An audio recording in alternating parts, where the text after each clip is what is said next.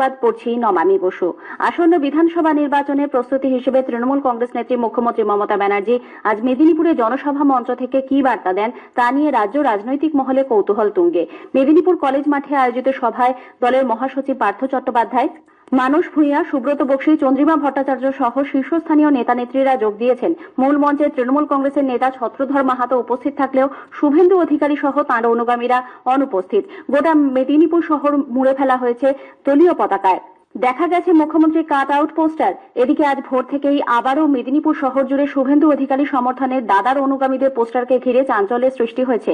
মুখ্যমন্ত্রীর সভা ঘোষণার পর থেকে আগের পোস্টারগুলি সরিয়ে ফেলা হলেও আজ আবার নতুন করে শহরে শুভেন্দুকে ভূমিপুত্র হিসেবে উল্লেখ করে বিভিন্ন জায়গায় পোস্টার ফ্লেক্স লাগানো হয়েছে। উত্তর চব্বিশ পরগনার বারাসাতের ডাকবাংলো মোড়েও শুভেন্দু অধিকারীর সমর্থনে আজ পোস্টার দেখা গেছে। কলকাতা পর এবার নবান্নের চারপাশে হাওড়া স্টেশন সংলগ্ন এলাকা সহ জেলার বিভিন্ন জায়গায় আজ সকালে রাজীব বন্দ্যোপাধ্যায়ের সমর্থনে একাধিক পোস্টার দেখা গেছে, কিন্তু পোস্টারে শাসক দলের প্রতীক বা নাম উল্লেখ ছিল না। পাশাপাশি নদিয়া রানাঘাটেও আজ সকালে রাজীব বন্দ্যোপাধ্যায়কে সততার প্রতীক, ছাত্র যুব নয়নের মণি হিসেবে উল্লেখ করে বেশ কিছু পোস্টার চোখে পড়ে। উত্তরবঙ্গকে বঞ্চনা সহ একাধিক দাবিতে বিজেপি যুব মোর্চার উত্তরকন্যা অভিযানে আজ শিলিগুড়ির বিভিন্ন এলাকায় পুলিশের তরফ থেকে ব্যাপক নিরাপত্তার বন্দোবস্ত করা হয়।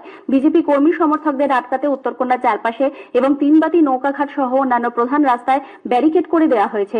প্রস্তুত রয়েছে জলকামান। পরিস্থিতি মোকাবিলায় অন্য জেলা থেকে বাড়তি পুলিশ আনা হয়েছে। কার্যত অচল শিলিগুড়ি জলপাইগুড়ি জাল চলাচল। জলপাই মোড় থেকে কৈলাস বিজয়বর্গীয় নেতৃত্বে মিছিল শুরু হয়েছে। যোগ দিয়েছেন মুকুল রায়, অরবিন্দ পেনান সহ বিজেপি নেতৃবৃন্দ। জলপাই মোড়ের সভামঞ্চে মুকুল রায় রাজ্য সরকারের সমালোচনা করে বলেন, উত্তরবঙ্গ উন্নয়ন পর্ষদকে কত টাকা দেওয়া হয়েছে রাজ্য সরকারকে তা শ্বেতপত্র প্রকাশ করে জানাতে হবে। এদিকে শিলিগুড়ির ফুলবাড়ি মোড় থেকে পৃথক একটি মিছিলের নেতৃত্ব দিচ্ছেন দলের রাজ্য সভাপতি দিলীপ ঘোষ, তেজস্বী সূর্য।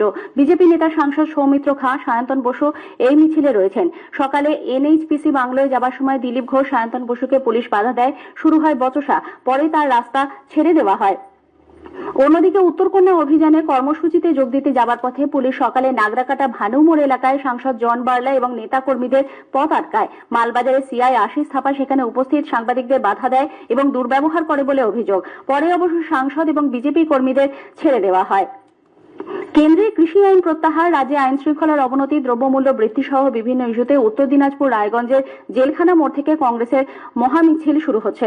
প্রদেশ কংগ্রেস সভাপতি সাংসদ অধীর রঞ্জন চৌধুরী, জেলা কংগ্রেস সভাপতি ও বিধায়ক মোহিত সেনগুপ্ত সহ অন্যান্য নেতৃবৃন্দ এই মিছিলে যোগ দিয়েছেন। নদিয়া কৃষ্ণনগরের সাংসদ মহুয়া মৈত্র সাংবাদিকদের সম্বন্ধে যে মন্তব্য করেছেন তাতে কলকাতা প্রেস ক্লাব গভীর উদ্বেগ প্রকাশ করে তীব্র প্রতিবাদ জানিয়েছে। আজ সকালে এক বিবৃতিতে জানানো হয়েছে, গণতান্ত্রিক ব্যবস্থায় সাংবাদিকতার গুরুত্ব এবং এই পেশার সম্মান সর্বজন বিদিত। প্রতিকূল পরিস্থিতির মধ্যে দাঁড়িয়ে একজন সাংবাদিকের পেশাগত সংগ্রাম ও সামাজিক দায়বদ্ধতার বিশ্বজোড়া স্বীকৃতি রয়েছে।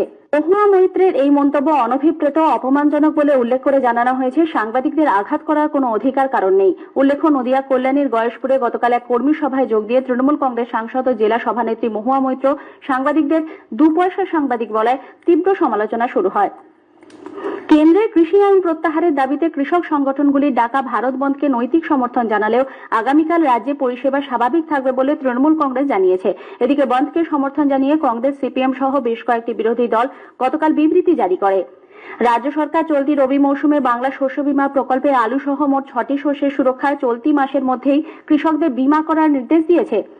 এই প্রকল্পে রবি ফসল হিসেবে আলু সহ ভুট্টা, ছোলা, সর্ষে, মসুরি এবং গম চাষের জন্য 31শে ডিসেম্বরের মধ্যে বীমা করতে বলা হয়েছে।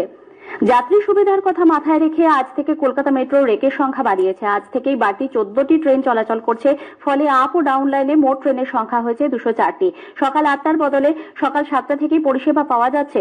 পরিবর্তন হয়েছে শেষ ট্রেনের সময়ও। রাত 9টার পরিবর্তে 2 প্রান্তিক স্টেশন থেকে শেষ ট্রেন ছাড়বে রাত 9:30টায়। গোয়া তিলক ময়দানে ইন্ডিয়ান সুপার লিগ আইএসএল ফুটবলে এটিকে মোহনবাগান আর জামশেদপুর এফসির মুখোমুখি হবে। খেলা শুরু হবে সন্ধ্যে 7:30টায়। এটিকে মোহনবাগান টানা 3 ম্যাচে জিতে 9 পয়েন্ট নিয়ে লিগ তালিকার দ্বিতীয় স্থানে রয়েছে। স্থানীয় সংবাদ শেষ হলো। এরপর বিশেষ সংবাদ দুপুর 3টায়।